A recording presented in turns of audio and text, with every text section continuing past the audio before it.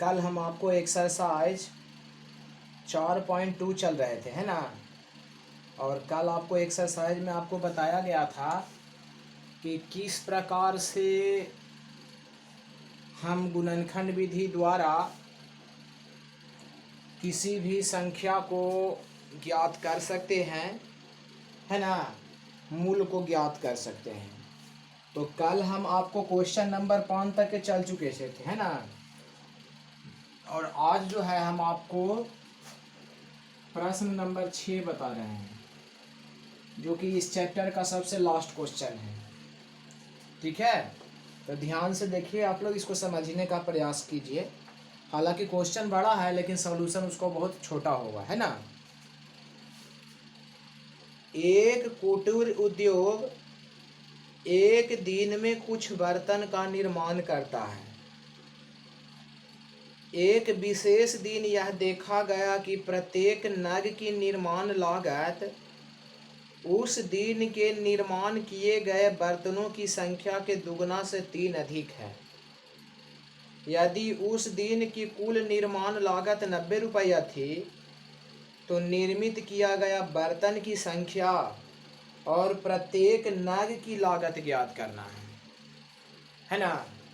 मतलब कहता है कि एगो कुटीर उद्योग है। कुटीर उद्योग होता है छोटा मोटा जो उद्योग होता है उसको कुटीर उद्योग करते हैं, है ना, कहते हैं।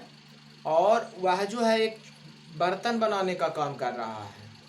तो कहता है कि एक कुटीर उद्योग जो है कुछ बर्तन का निर्माण करता है। कितना का करता है जी दिया हुआ नहीं है। और उस बर्तन को बनाने में जो लागत लगता है वह बर्तन की संख्या के दुगना से 3 अधिक है। माने जितना बर्तन बना ना उसको से दुगना से 3 अधिक उसको लागत है। और प्रश्न में दिया हुआ है कि टोटल लागत जो है वह आपका 90 रुपया है। तो बर्तन की संख्या और प्रत्येक नग की लागत क्या करें, ज्ञात करना है। तो सबसे पहले इस क्वेश्चन में कुछ बर्तन दिया हुआ है। तो जब कुछ बर्तन दिया हुआ है तो सबसे पहले आपको लिखना पड़ेगा कि माना कि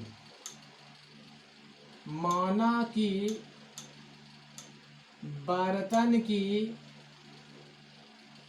संख्या बराबर, माना कि बर्तन की संख्या बराबर। तो मान लिया जाए कि बर्तन की संख्या आपका कितना है, 100 बर्तन बना है ना। और यहां से हम लिखेंगे बर्तन के निर्माण में लागत बराबर, तो जितना बर्तन बना था उसको से दुगना, तो x का दुगना हो गया 2x। और कहता है 3 अधिक, तो 3 इसमें जोड़ दिए, इतने रुपया इसका लागत लगता है ना।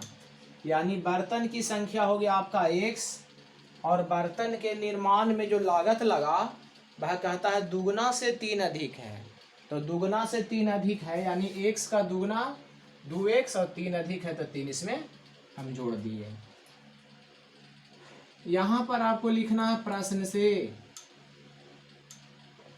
देखिए बर्तन की संख्या है आपका x, अब बर्तन के निर्माण में जो लागत है वह उसका लागत है 2x + 3 और ये दोनों का मूल आपको दिया गया है के रुपया, 90 रुपया। ठीक है, तो यहाँ x से गुना करेंगे 2x में, तो x गुना 2x तो हो जाएगा 2x²। और x में 3 से गुना करेंगे तो बन जाएगा 3x और बराबर आपका हो गया 90। 90 को ही पटी ले आवेंगे तो ये बन जाएगा 2x² + 3x और -90 और बराबर आपका बन गया 0। ठीक है, बराबर में आपका बन गया 0। तो देखिए इसमें क्या करना है कि आगे वाले टर्म को पीछे वाले टर्म से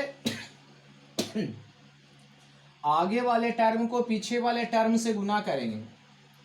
तो 2 से गुना करेंगे 90 में, तो 2 × 90 तो 90 दूना के 180, 90 दूना का 180 और आपको लाना कितना है 3।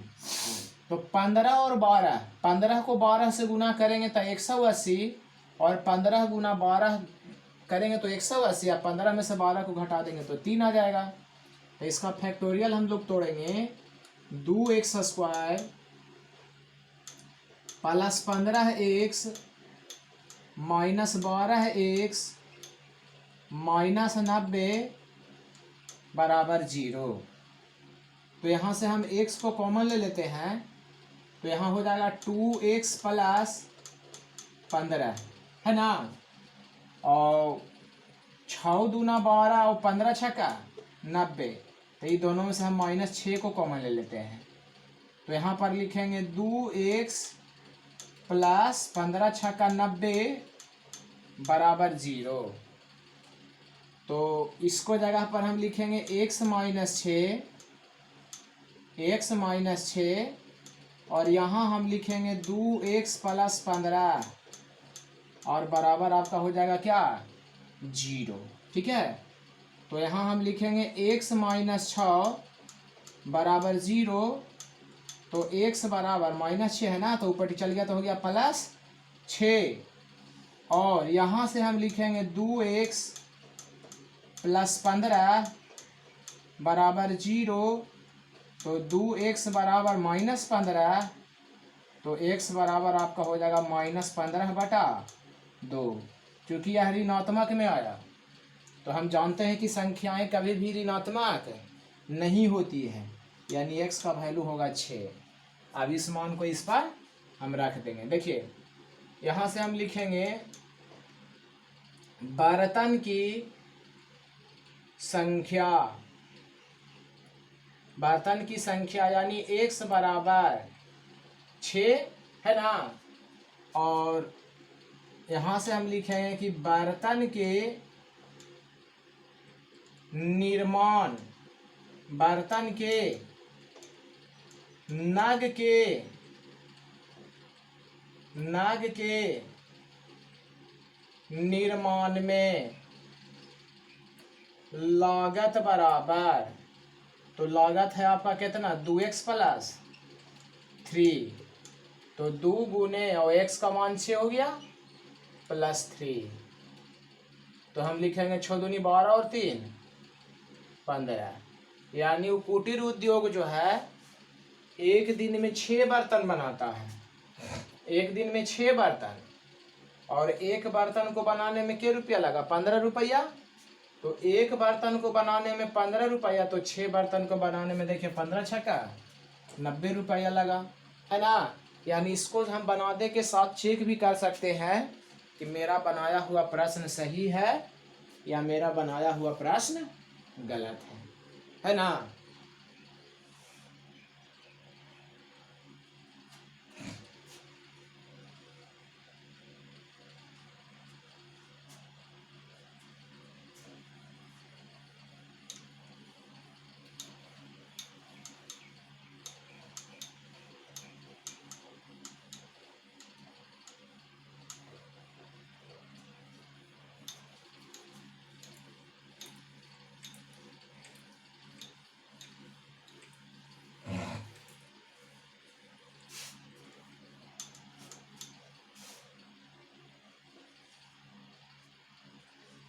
आपका एक्सरसाइज 4.2 खत्म हो गया है ना।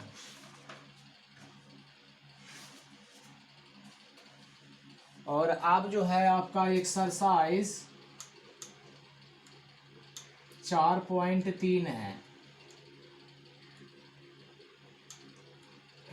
एक्सरसाइज 4.3 है। तो एक्सरसाइज 4.3 में कह रहा है कि यदि निम्नलिखित द्विघात समीकरण के मूलों का अस्तित्व हो तो उन्हें पूर्ण वर्ग बनाने की विधि द्वारा हल कीजिए।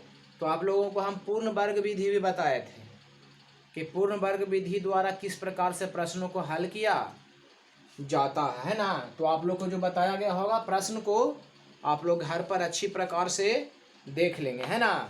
तो देखिए यहाँ से हम बना रहे हैं प्रश्न नंबर पहला का प्रश्न नंबर पहला।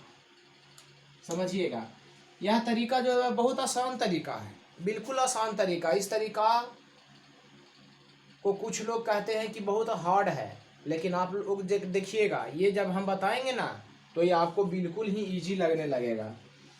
जैसे पहला प्रश्न है आपका 2x²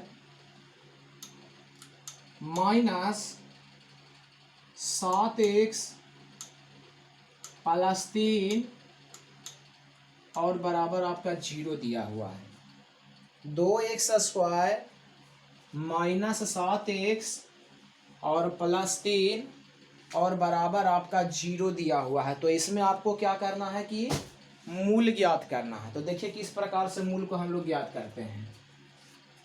2x² minus 7x plus 3 बराबर 0 है, तो इसका रूल होता है कि पहले x² है ना, तो x² का गुणांक कितना है?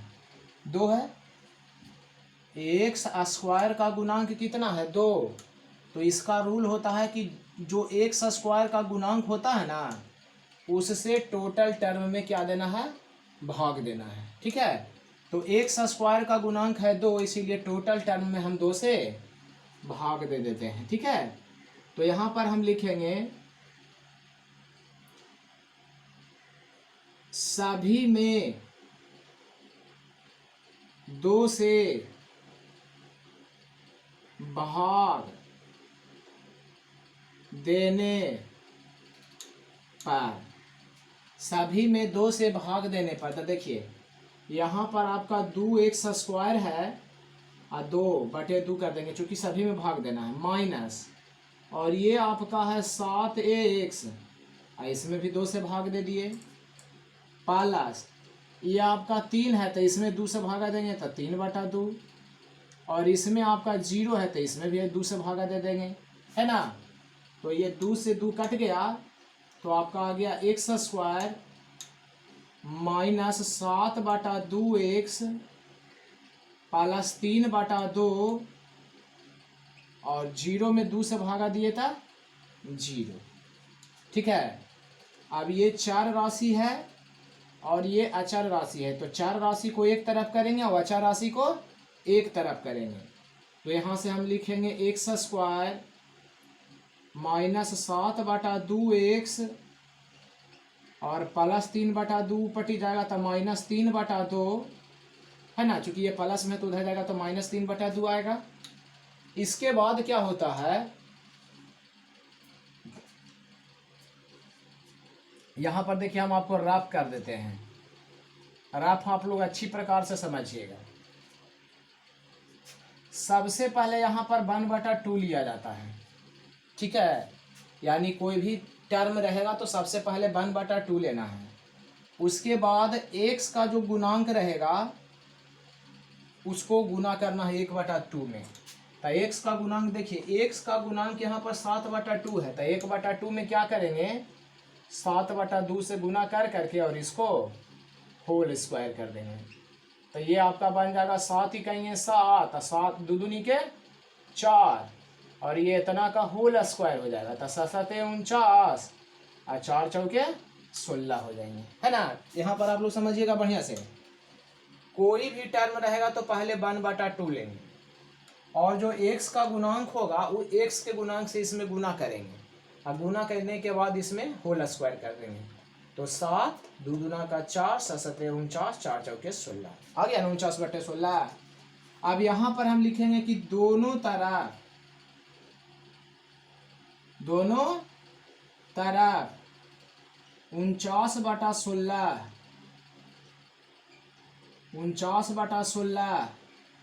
जोड़ने पर, 49/16 जोड़ने पर, तो यहाँ से देखिए x² माइनस 7/2x और जोड़ना है कितना, तो 49/16 बराबर, और यहाँ पर हम लिखेंगे माइनस 3/2 और प्लस 49/16।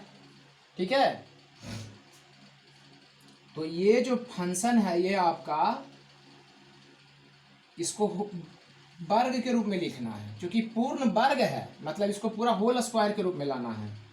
तो x² है तो पहले x माइनस है तो माइनस देंगे, 49/16 है ना, तो इसके जगह पर हम 7/4 और इतना का होल स्क्वायर कर देंगे बराबर। और यहाँ से 16 है और 2 है, तो 16 है और 2 है तो लघुत्तम निकालेंगे, तो 16 2 के लघुत्तम 16 हो जाएगा, और 2 8 16, तो 8 दिया 24 प्लस 16 ही कहीं 16, तो ये 49 ही कहीं 49। ठीक है, तो इसके जगह पर हम लिखेंगे x माइनस 7/4 का होल स्क्वायर बराबर, ये आपका हो जाएगा 25/16, 25/16। तो इसको हम लिखेंगे x माइनस 7/4 बराबर, यह स्क्वायर जाएगा इस पर तो रूट चढ़ा देगा, तो रूट 25/16। ठीक है, तो x माइनस 7/4 बराबर x माइनस 7/4 बराबर 25/16 का वर्गमूल कितना होता है, 5/4 हो जाएगा, प्लस और माइनस। तो x बराबर जब हम लिखेंगे तो ये -7/4 है ना, तो इधर आवेगा, तो ये हो जाएगा 7/4 प्लस और माइनस 5/4। ठीक है, तो यहाँ से लिखेंगे अल्फा बराबर, तो अल्फा जानते हैं ना आप लोग, अल्फा के बारे में बताया था कि अल्फा पॉजिटिव होता है और बीटा निगेटिव होता है। तो अल्फा के जगह पर हो जाएगा 7/4 और प्लस 5/4, तो 7 और 5 12/4, 4 तिया 12। ठीक है, और बीटा क्या होता है, निगेटिव होता है, तो 7/4 माइनस 5/4, तो 7 में से 5 जाएगा तो 2/4 करेंगे तो 1/2 आ जाएगा, है ना। तो एक आंसर आपका ये आया और एक आंसर आपका ये आया।